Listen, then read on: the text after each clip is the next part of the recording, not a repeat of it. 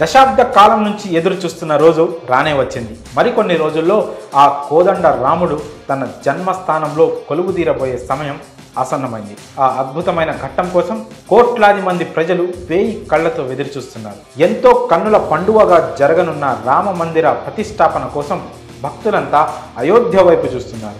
ఇక ఈ రామ మందిరం ప్రారంభోత్సవాన్ని ఈ నెల 22న దేశ ప్రధాని నరేంద్ర మోదీ చేతుల మీదుగా జరగనుంది. ఇదిలా ఉంటే గతంలో ఈ అయోధ్య రామ మందిర నిర్మాణానికి భారీ ఎత్తున నిధులు సమకూరిన సంగతి తెలిసింది. దేశవ్యాప్తంగా చాలామంది ప్రముఖులు భక్తులు ఈ రామ మందిర నిర్మాణం కోసం విరాళాలు సమర్పించారు. కాగా తాజాగా ఈ అయోధ్య రామాలయం కోసం ఇంతవరకు ఎంత మొత్తంలో నిధులు సమకూరాయనే ప్రశ్న చాలా మందిలో మెదులుతూ ఉంది. అయితే రామ మందిరం కోసం ఎవరు ఎంత విరాళం ఇచ్చారో తెలుసుకుందాం. అయోధ్య రామ మందిర నిర్మాణం అనేది హిందువుల చిరకాల స్వప్నం. నూతన రామాలయ నిర్మాణానికి దేశవ్యాప్తంగా 11 కోట్ల మంది ప్రజలు తమకు తోచిన విధంగా విరాళాలు అందించారు. అయితే ఇప్పటి వరకు ప్రజల నుంచి 900 కోట్ల నిధులు సేకరించాలని రామ మందిర్ ట్రస్ట్ లక్ష్యంగా పెట్టుకుంది. కానీ గత సంవత్సరం 2023 ఆఖరి వరకు ఈ రామాలయ నిర్మాణానికి 5,000 కోట్లకు పైగా విరాళాలు అందాయి.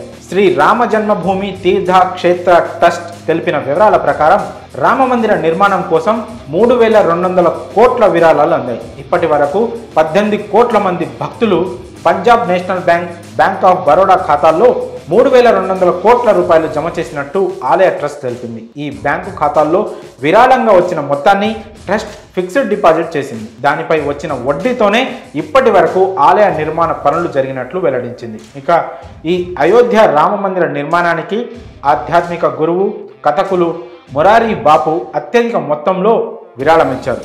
దాదాపు 11.3 కోట్ల రూపాయల విరాళం అందించారు. దీంతో పాటు USA, కెనడా, యునైటెడ్ కింగ్డమ్లోని అతని అనుచరులు సమిష్టిగా విడివిడిగా 8 కోట్ల వరకు విరాళం ఇచ్చారు. అలాగే గుజరాత్కు చెందిన వజ్రాల వ్యాపారి గోవింద్ భాయ్ ధోలాకియా రామ మందిర నిర్మాణానికి 11 కోట్లు విరాళంగా అందించారు.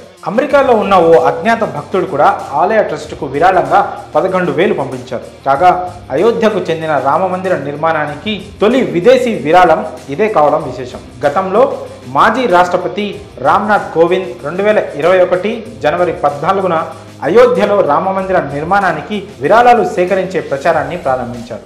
ఇంకా దేశంలో అయోధ్య ఆలయ నిర్మాణానికి 5 లక్షలు చెక్కు రూపంలో విరాళం ఇచ్చిన తొలి వ్యక్తి కూడా రామ్నాథ్ కోవిందే కావడం విశేషం. మరి అయోధ్య రామాలయ నిర్మాణానికి అందిన విరాళాలపై మీ అభిప్రాయాలను కామెంట్స్ రూపంలో తెలియజేయండి.